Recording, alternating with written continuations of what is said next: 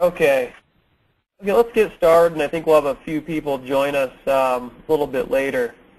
My name's Steve Schmidt, and my title at Effect is Web Strategist. And basically what I do is guide companies and the web team up the path to results. And one thing I really enjoy doing is just helping people make these breakthroughs and how they understand their potential with the web.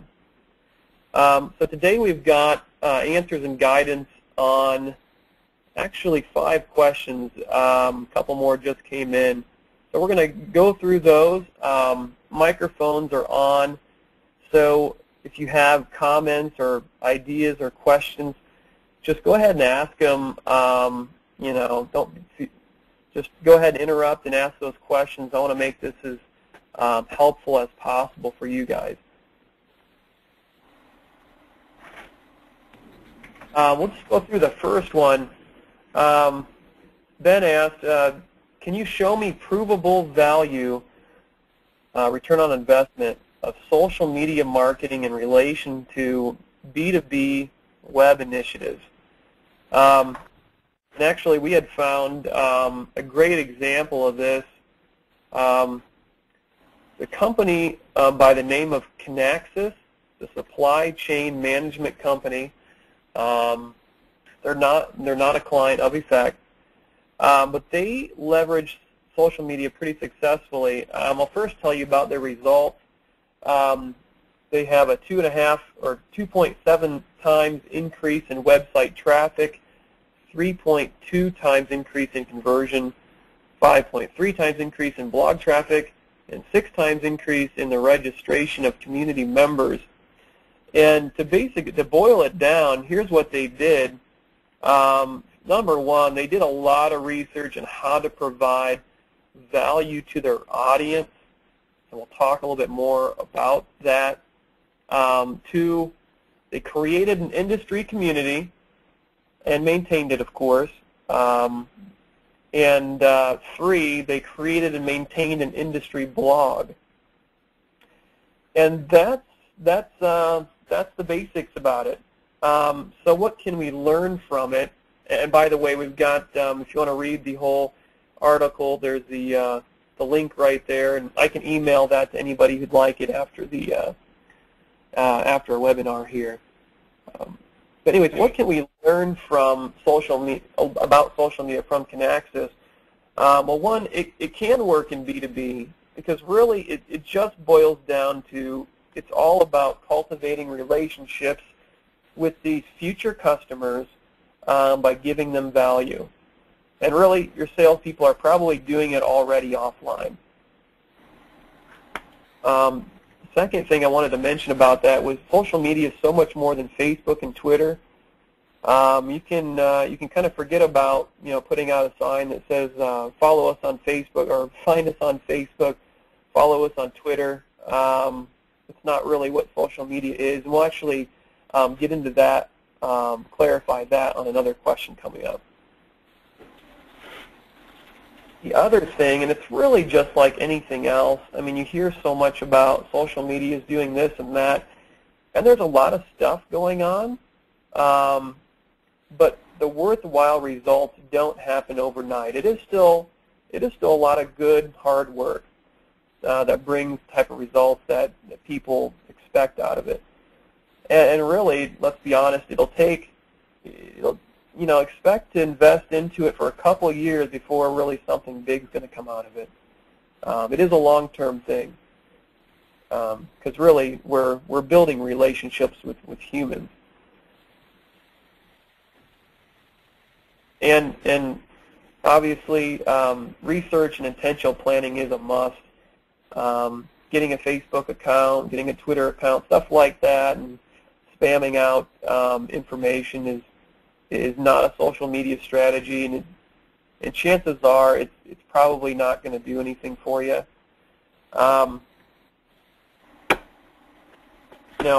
After thinking about that a bit more, there's a couple statistics that really stuck out to me, and one of them, and I actually didn't realize it was quite this high yet, but it's 90% of B2B decisions decision makers use media somewhere in their buying process. And to kind of clarify what that means, is this could mean that they looked at reviews, customer reviews on a site. It could mean that they did a little research by reading somebody's blog about the best medical software to implement in their office, or whatever the case might be. The other stat that really stuck out to me, and this is actually higher than it was a year or two ago, but companies running blogs who actually they maintain these things every month have about 55% more visitors than those who don't. And the reason being is because you've got ongoing, relevant, unique content that Google just eats up, and what you're actually doing is you're actually doing some search engine optimization, and you're being ranked for some pretty specific, 3- and 4-word phrases that are in your blog, and you're naturally getting ranked for some of that stuff and pulling people in.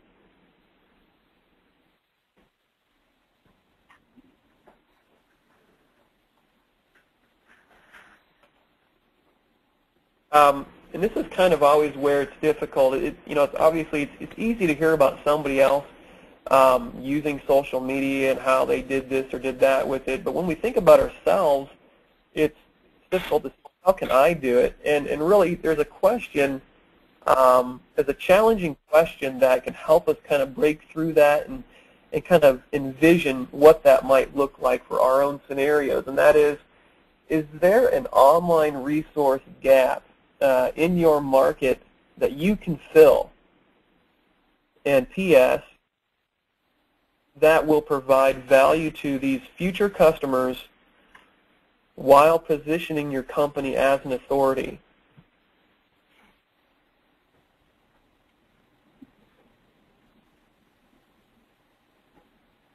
We have a client that purchased hundreds of domain names revolving around bioplastics.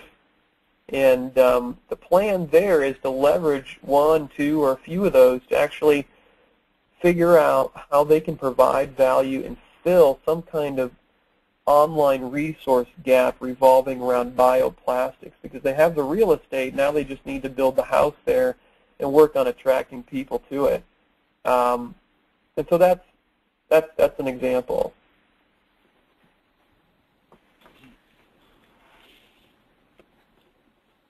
Before we move on to our second question, does anybody have any thoughts on that? Yeah, Steve, Ben here.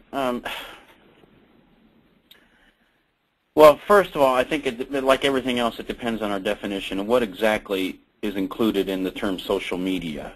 For example, we have a YouTube channel. We have an online support forum. We have automatic email notifications when new material is delivered online to our channel partners, etc. So I think a great deal of that is social media in my mind, and I'm trying to find the value. The younger people in my department, for example, are pushing me. Ben, we need a Facebook page. Well, okay, prove it to me that we need a Facebook page. Show me some value there. I have seen 2 different reports that have suggested that there is no correlation in the business-to-business world between social media and purchasing decisions. Now, again, I agree with you that it's building relationships and building future relationships, and I perfectly agree with that. But I can't afford to invest a lot of resources into constant postings to LinkedIn or Facebook or tweets without some kind of marketable return. Mm-hmm. So again, a lot depends on how we define social media, but I'm not seeing the value in outside of what we're already doing. I just can't see the return on investment. Yeah, I would like to take a look at those resources that you indicated on a slide or 2 back, and so if you would forward that to me at the end, I'd appreciate investigating that a little further. Mm-hmm. Yeah, no problem, Ben. We'll do, and you're absolutely right. people define social media as so many different things. I mean, blogs were huge, and I remember seeing them all over the news. You know, blog this, blog that, before anybody was talking about, you know, quote, social media. And now, you know, a lot of people think of blogs as part of social media. It's really this big, ambiguous cloud of different venues and tools and all kinds of stuff. And, you know, one of the trends that we're going to see, just like anything else that comes up and is new and then gets digested and specialized and so forth, is that term's kind of, it's going to be broken up into very specific areas, and you'll start seeing more helpful news articles and titles and so forth, being more specific about what it is exactly that's helpful. And it's different for everybody. Facebook is generally more of a business-to-consumer thing when it works, and it's all about your scenario, and you're going to have, you know, different opportunities to discover in the social media realm than somebody else might.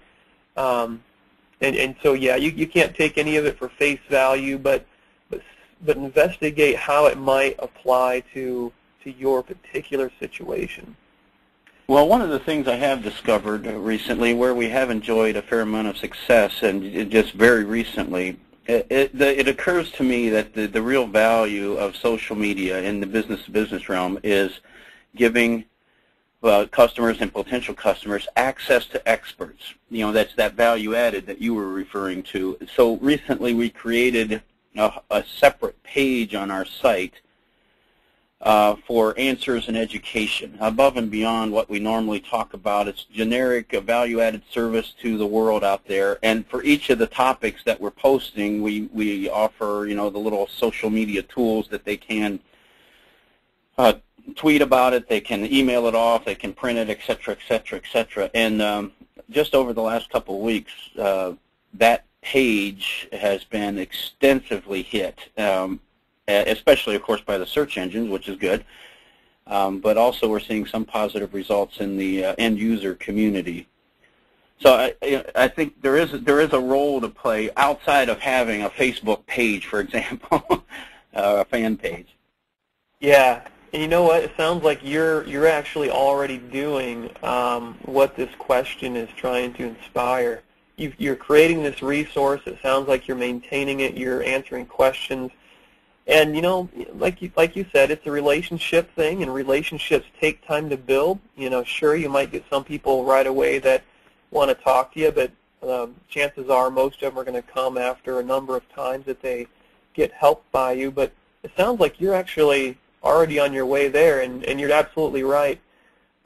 Social media does not equal Facebook. Yeah. All right. Well, thanks, Steve. I appreciate it.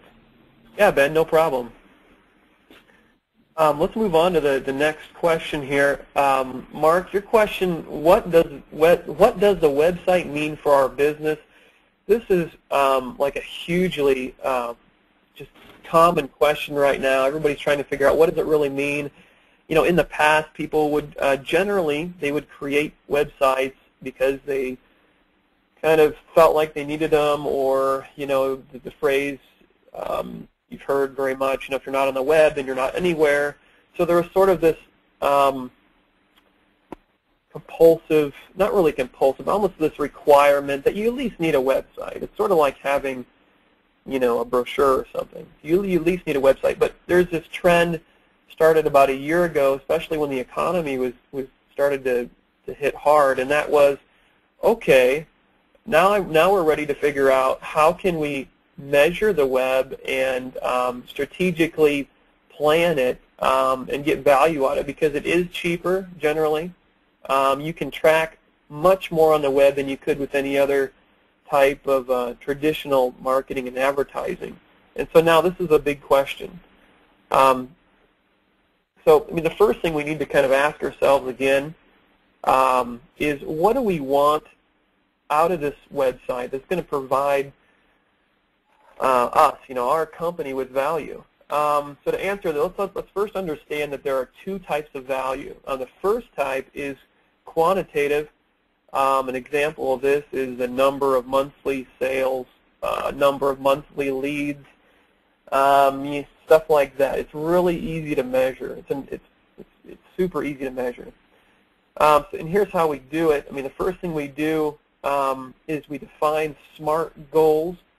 A SMART goal: specific, measurable, attainable, realistic, and time-bound. And once you have a SMART goal defined, you can work backwards to estimate how much you need to put into the investment in order to get the expected result back.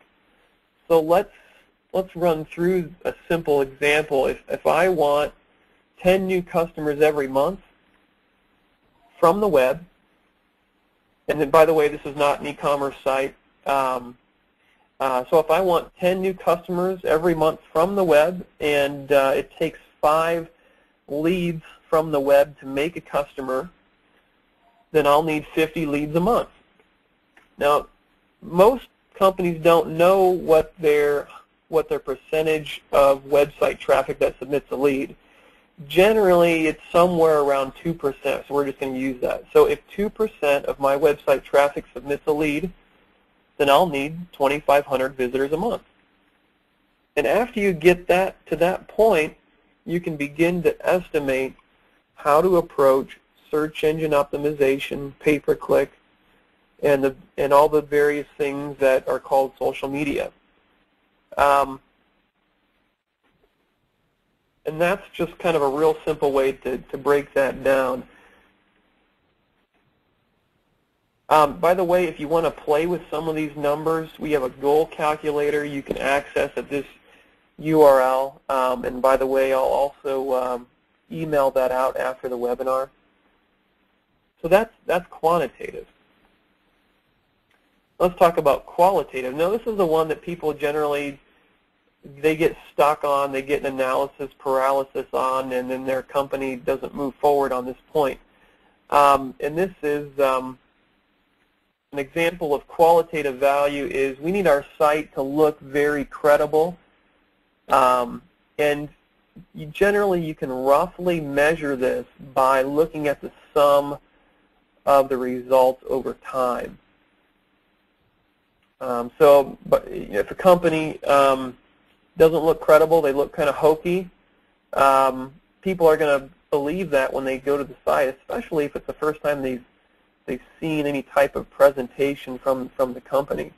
And right away it's going to give them that sort of feeling like, are they really credible? If they're really up on technology, why does their site look like this?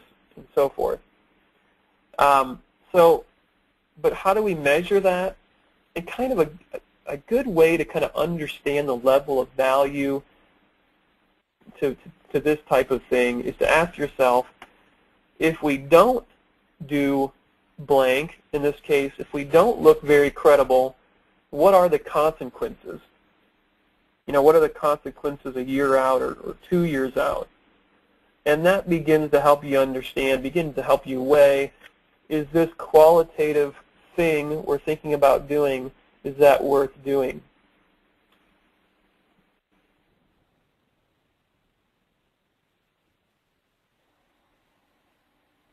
Now, some of you have probably kind of faced those questions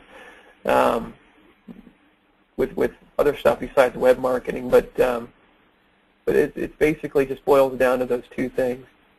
Does anybody have any questions on that?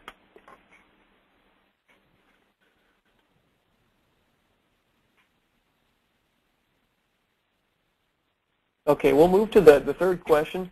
How can the opening page get the viewer, researcher, customer, etc. to be driven to seek additional info and explore more of the website, especially when you have a broad market segment you're trying to reach? That's a really good question, and the answer is actually pretty simple. When a visitor comes to your website, they've got this moment of orientation. It happens every time you see a new site. Your visitor is wondering three things. One, do you have what I want?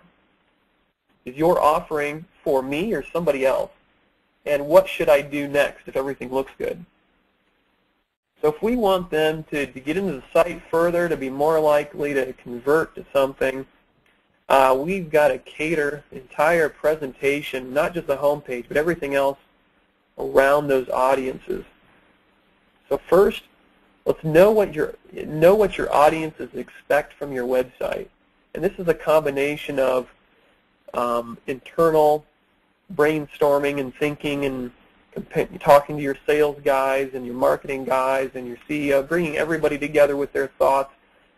And also, one thing that is just really important with this is getting out and actually talking to your audience, talking to past customers as to why they went with you and what they thought of your site and so forth. That's so important because we just don't know what we don't know, and our customers chose us for a reason. Or if you really want some good feedback, talk to people that didn't choose you, whom also saw your website as part of their decision process. One of the biggest things is changing the mindset to guiding them from expecting them to explore. Back when the web was, kind of coming out, and it seems like a long time ago for me, but it really wasn't, is people, they called it surfing the web. People just kind of played around on it. They explored on it. People don't have time for that stuff anymore. Everybody's got a website. Everybody's got a solution. We need to, you kind of look at it as helping your future customer with a white glove approach. We need to guide them and make it as simple as possible for them to find what they want to find and move forward. So when we change that mindset, a lot of things about the site naturally change themselves. The way we communicate to them, how we show them things. The next thing is narrowing down the choices for each audience. Let's not leave it up to them to kind of figure out where to go in the menu. Let's provide a clear path for each audience. And one way to do this is just to use graphics on the home page to separate paths. If you want to download technical documents and you're an engineer, go here. If you want to find the right product, go here and get them on that path. Another thing that's really important, probably one of the last big things, is always use call to action text that clearly identifies the reason for clicking. Because a click is sort of like another, they're raising their hand, yes, I'm interested, I'm still interested. So let's tell them exactly what they're going to get or why they should click. An example of this is download technical documents, or download a buyer's guide instead of things like click here or learn more. Now, Steve, you're speaking specifically to the home page. Maybe I'm a little confused. The question was the opening page. Is that meant to be the home page of the site? The home page is usually that. Landing pages are also really wherever somebody comes into the site at. Okay. Yeah, I'm just not seeing a lot of room on a home page for a lot of these specific call to actions. I mean, I think I see the value of them, but it's tough. Yeah. I will, let me show you. I'm sorry, go ahead. I'm the one that posed that question, and to Ben's response, I hope, is, for me, it was the home page. We were just trying, we watch our data. We're a couple bean counters, and we've looked at our data over and over and over again, and it just appears that very few people get past our home page. And we're just trying to figure out how to guide our customers, because they're from all walks of life: military, athletic equipment managers, trainers, and then here most recently we had a group of engineers that devoured our website. And I mean, from that standpoint, they devoured it, ascertained our product very, very well, and contacted us. And you know, that one hit appears to be a very, very large customer about to happen for us. But it's the first time we ever got feedback that someone got past our homepage. Interesting. So that's what we are trying to assess with that question. Maybe it's not well worded. Mm-hmm. Yeah, if you, I mean, when you think about when you go to a site and you're trying to buy something online or trying to find something, if they're speaking your language when you get there, you know, you're gonna look further. And that's what I love about when I go to sites and they say something like, they give you the option like I am a person who has this, or I am a person who I am a dealer looking for technical details, or whatever the case is. They spell it out so clear. If you're this is what you want, you go here, and so forth. And that's kind of the idea. Now, it changes for everybody. Some people may have so many different audiences that they actually choose to develop different landing pages or even different storefronts for them. So you can take this to all levels. One example I'm going to try to drag in the screen here and show you. Now this is an example of some of these things. This is Stowit.com. Can you guys see that okay? Yeah. Okay. And basically, these guys had a site that was really, really text heavy. They have a product that's sometimes difficult to understand how it works, because the whole idea is for it to disappear when you're not using it. So the last website had a lot of text and a little image showing the product, or some technical image showing how it worked. This idea is kind of got a couple things to it. The first thing is you see the presentation kind of gliding through the different benefits, and you can see the photos are of some pretty nice houses. So the first thing is it syncs with the visitor that they're at the right place, because I have a nice house and this website's showing me a nice house, so this is probably a quality product, and if that's what I'm looking for, then I'm going to watch this thing a little bit longer. It goes through, uses motion graphics to actually show how the product works, because that was one hurdle for them. It was really hard to understand where it is or what it actually looks like or how it works. It goes through the benefits and so forth. So at that point, you've synced with the visitor, and they're like, if they are interested in this thing, they're ready to be guided to the next step. So over on the right, there are really two possible steps. Number one is they've got about 5 products, and they're all sort of similar. They overlap in some applications, and people are getting kind of hung up on, well, which one do I really need, and so forth. So we gave them this Find a Right product tool that's always right there on that side, on every single page on the site. They know what kind of opening it is. They know the size. They can put that stuff in that they do know, and this will suggest to them what they need. So we've helped them get over a hurdle there.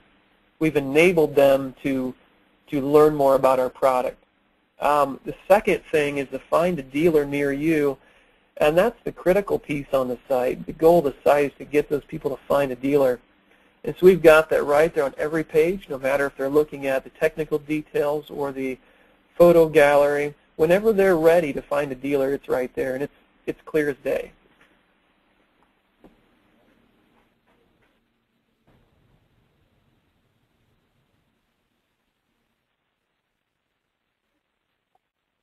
That's just a few ideas on what that kind of looks like. It can be overwhelming to try to fit a lot of stuff on the home page. It'll take some reiterations,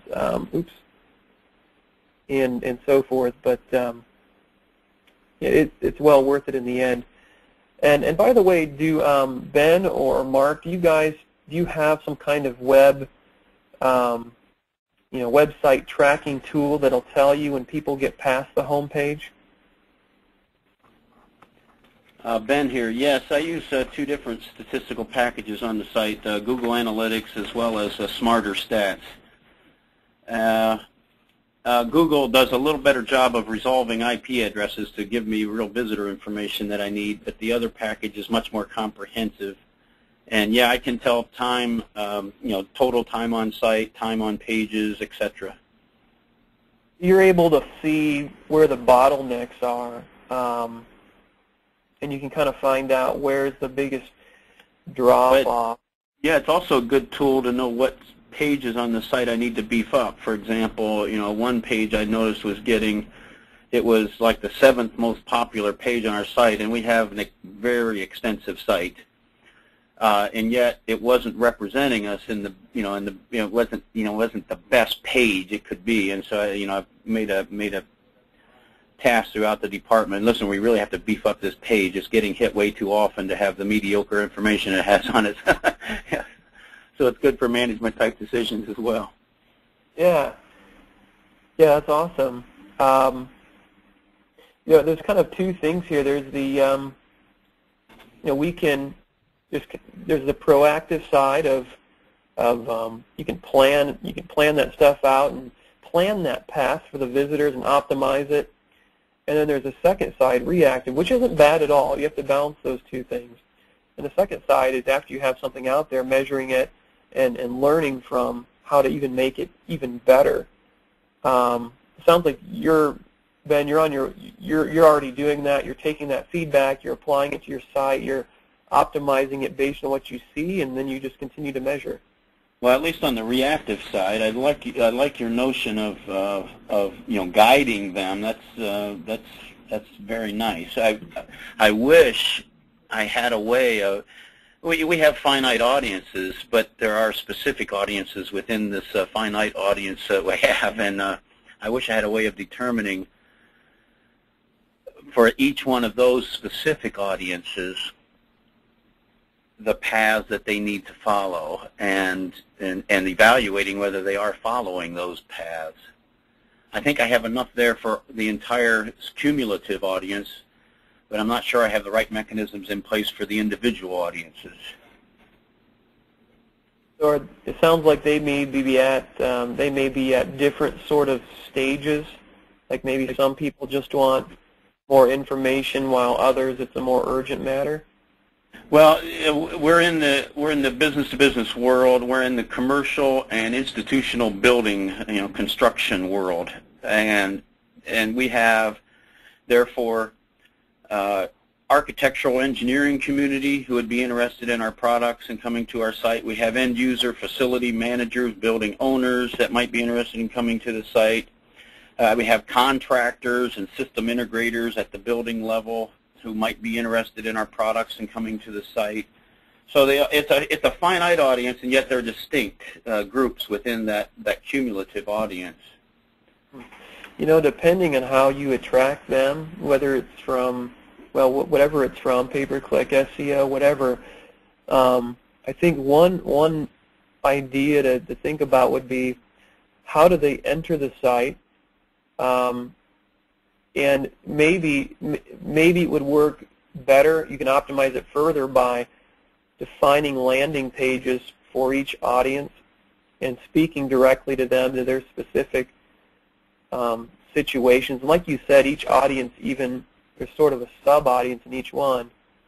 But if you narrowed it down to each main audience, for each one of them to have like an intro landing page, on that page you could further divide it up by, if you want more information on this, go here. If you want to consult with somebody or whatever the steps might be.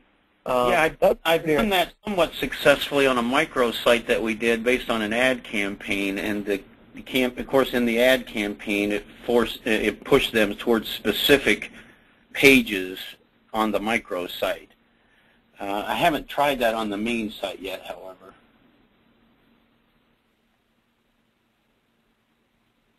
Yeah, this is always a continual process of testing and measuring, continually get more and more ideas, and we're always going to have more ideas than we can do.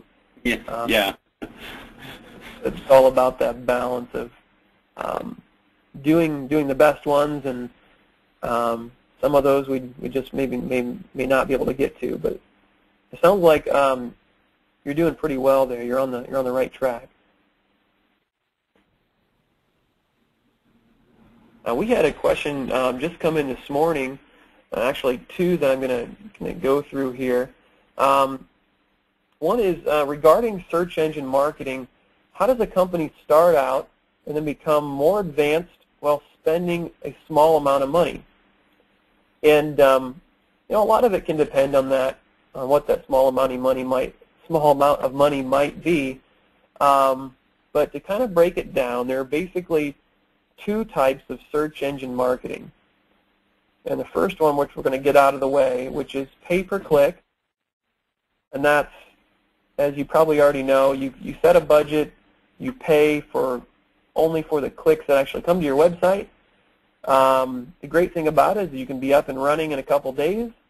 The not so great thing about it is that you generally pay more per click than search engine optimization or social media or some other stuff. But it is instant. You can track everything, which is kind of nice. But we're going to talk about the search engine optimization side for this question. Basically, with search engine optimization, what you're doing is you're building reputation in the eyes of Google through content and links. And so if you've got a small amount of money and you want to get going on it, you know you need to, and you want to try some stuff, these are some recommendations for sort of a shoestring budget. And so basically what you want to do is you want to define what your target keywords are.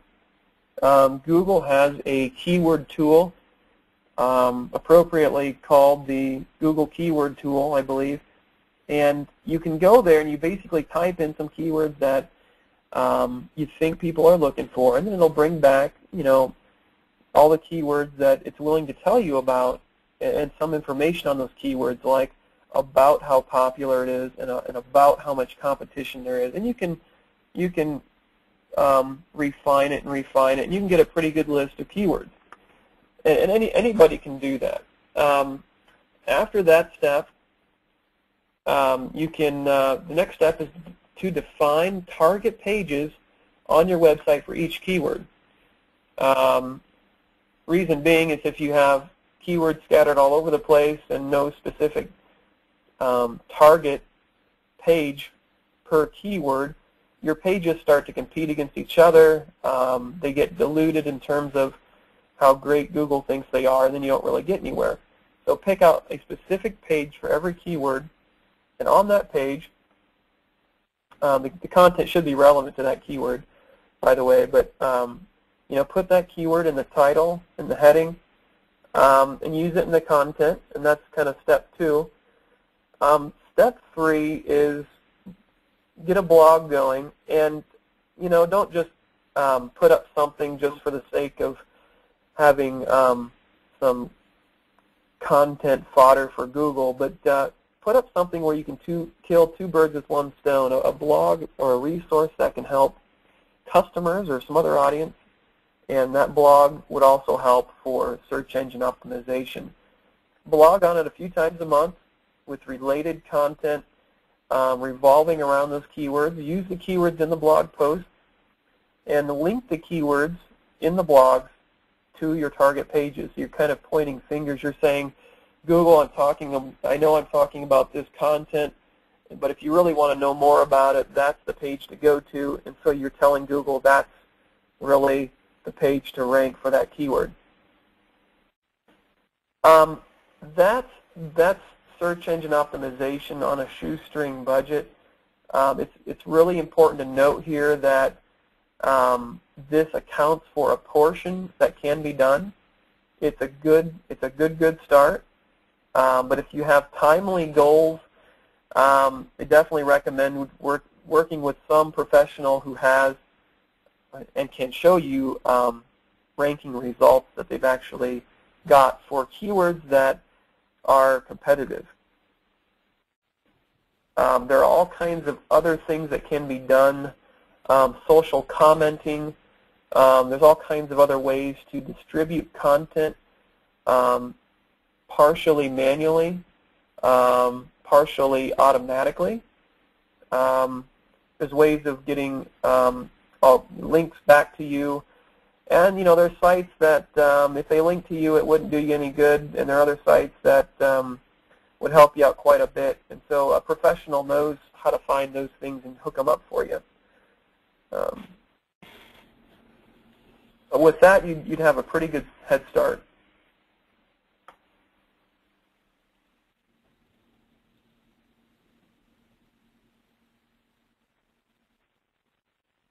The last question that I have here is a pretty little one.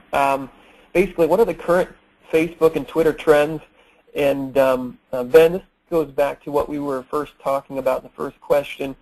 In a nutshell, many businesses are getting on Facebook and Twitter. We know that. We hear about it all the time. Most of them without a specific purpose. I drove to Indianapolis from Warsaw last week, and I saw 3 signs for, I don't even know what businesses they were, like an auto repair shop and something else. And the signs said, follow us on Facebook or find us on Facebook. And I don't care. I don't know who they are. I don't know what the reason is for going there. So that kind of mindset is still at large. Let's just get on Facebook and Twitter, try to get people to join us, spam messages out there, and see what happens. That's going to, and it's starting to change.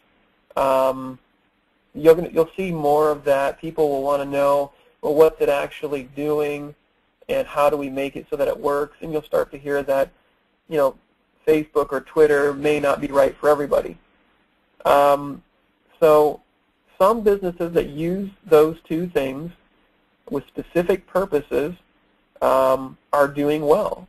And mostly right now, it's the big companies that fit into that category. But basically, you're going to see a lot more innovation when it comes to social media and using things like Facebook and Twitter. And actually, a lot of people probably dropping their Facebook and Twitter accounts until they can figure out how to use them well, or maybe it just doesn't make sense to use those. So there's a lot of evolution going on out there. And really, it all comes down to social media is not a push marketing channel. It's not something that you send out letters, you send out notifications, and that's all it is. That's just part of it. It's really about polling, and that's the interaction. It's like what you're doing, Ben, with your resource. You've invited people to ask questions that you can help them find solutions for, and you're polling people, you're attracting people in by giving them value, and that's really, you'll start seeing Facebook and Twitter kind of change to go that route. People will care about value first over numbers and spamming. Another kind of interesting, one more note on Facebook is older generations are getting on Facebook left and right, not necessarily for business reasons, but for personal reasons. So that's just another trend with Facebook.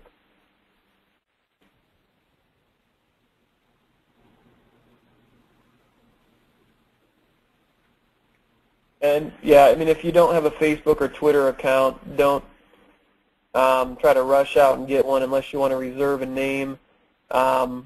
Really, only implement it if you have a specific purpose and that's clear to the target audience that you want to use it. Do you guys have any other questions that we can answer today? Steve, you mentioned the Google keywords thing. Is that's different than Google AdWords? You know what? I think it might be the same tool now. For a while, they had 2 tools.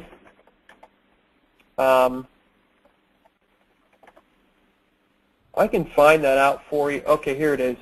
There are still two tools.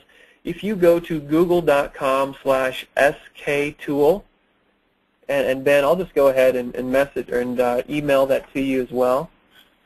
Yeah, I was going to say we have a Google AdWords, a couple of campaigns going on there, but I'm not familiar with the keyword tool.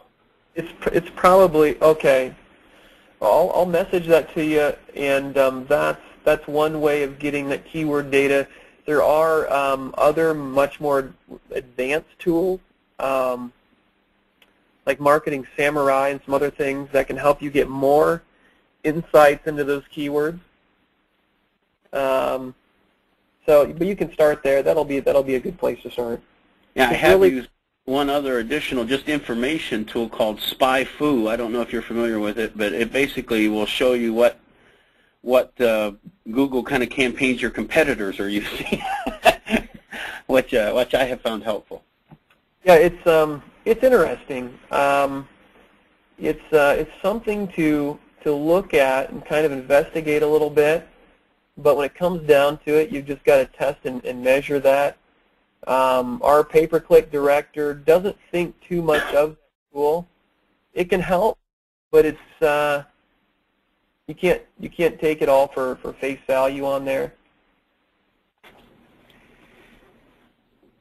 Well, there's for my site anyway, I get about 5,000 unique visitors a month, and only about 32% come through search engines, Google, etc. The rest are either direct traffic or from advertising, etc.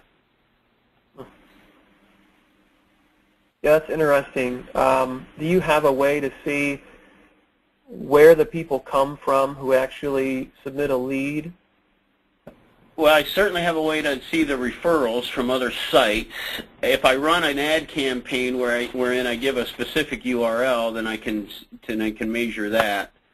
But the rest, the direct traffic, I have to assume is either coming from existing customers or the generic ad and show lead folks that get our newsletters and stuff like that. Mm-hmm. Yeah, that's a pretty safe assumption. If it was worth it to you, and you already know this, you could probably stick special links on your newsletter to kind of discern those as well, of which landing pages or which entry areas are coming into, and you could kind of clarify what that direct traffic is a little bit more. Yeah, I often do that within newsletter stories. We'll give a specific page within the site for them to go to get a resource or whatever, and then I can see directly how many people actually did that. Mm-hmm. Yeah. Okay. Well, Ben, I'm going to email you those few things we talked about. Are there any other questions you guys had at this point? I'd like to email as well. Okay. Okay, will do. And by the way, if we're going to probably have the Ask a Web Strategist webinar probably about every 6 weeks or so. Do you guys want me to make sure you're on the invitation list to the next one? Sure. Okay. Yes, please. Okay, cool. And if anybody wants to discuss, your scenario one-on-one, pitfalls, challenges, possible solutions, just contact me through email. My email's right there on the slide. We also have the Marketer's Annex blog, which is practical articles on sizing up things like search engine optimization, pay-per-click, getting more leads out of the visitors you already have, and other topics like that. Well, guys, thanks very much. It's good talking to you, and I'm glad I could answer some of your questions. Thank you, Steve. I appreciate your time. Yeah, thanks, Steve. You're welcome. Goodbye.